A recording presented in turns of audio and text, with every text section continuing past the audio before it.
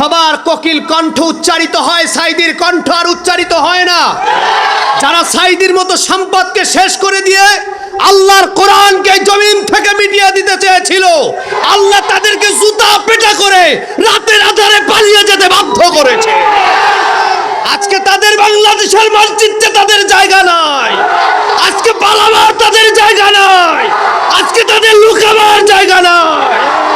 সাইদি সাহেব বলেছিলেন ইন্দুরের গর্ত খুঁজে পাবেন না, আসলেই তারা ইন্দুরের গর্ত খুঁজে পাচ্ছে। মানুষ 16 বছর বাড়িতে ঘুমাতে পারে নাই, তারা আজকে তার পরিবারের সাথে ঘুমাতে পারছে।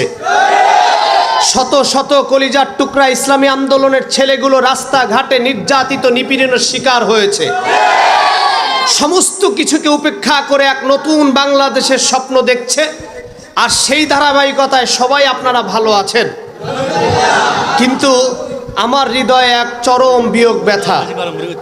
শুধু আমার হৃদয়ে চরম বিয়োগ ব্যথা নয়, এ বিয়োগ ব্যথা আপনাদের প্রত্যেকটা ইসলামী তৌহিদি জনতার হৃদয়ে আছে।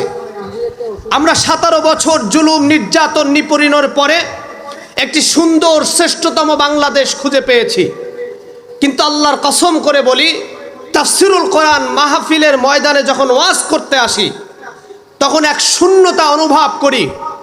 পরিকল্পিতভাবে আজ থেকে 14 বছর আগে বাংলাদেশে একজন শ্রেষ্ঠতম তাফসির কারক, যার মাধ্যমে বাংলাদেশ ইতিহাসের তাফসিরের শ্রেষ্ঠ নবযুগ সূচনা করেছিল, যার মাধ্যমে সারা বাংলাদেশের আনাচে কোরআনের তাফসির মাহফিল পৌঁছে গিয়েছিল, 50টা বছর যিনি কোরআনের তাফসিরের খেদমত করেছেন, তাকে মিথ্যা ধর্ষণের মামলা দিয়া বাংলাদেশে যে নির্লজ্জ ইতিহাস তৈরি করেছে, আগামী 50 বছরেও সেই ইতিহাস পরিবর্তন হবে না, হবে না, হবে না।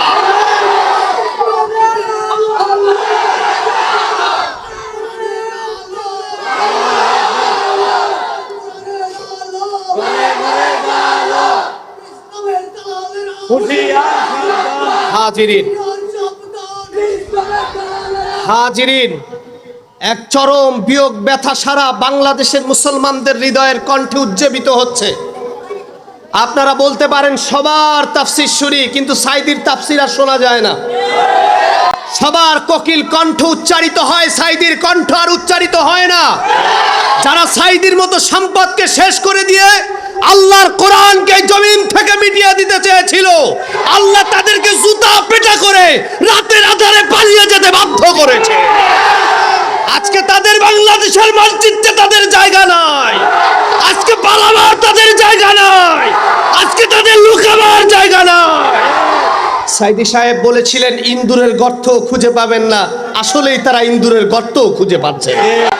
যেখানেই যায় দাড়ি কাটে, মোষ কাটে, পোশাক চেঞ্জ হয়েছে, মন্ত্রিত্ব থেকে স্বাভাবিক ব্যক্তিত্বের পরিচয় দাঁড় করিয়েছে, কিন্তু আল্লাহ তাআলা বলছেন আমি ধরি না, ধরি না, ধরলে কিন্তু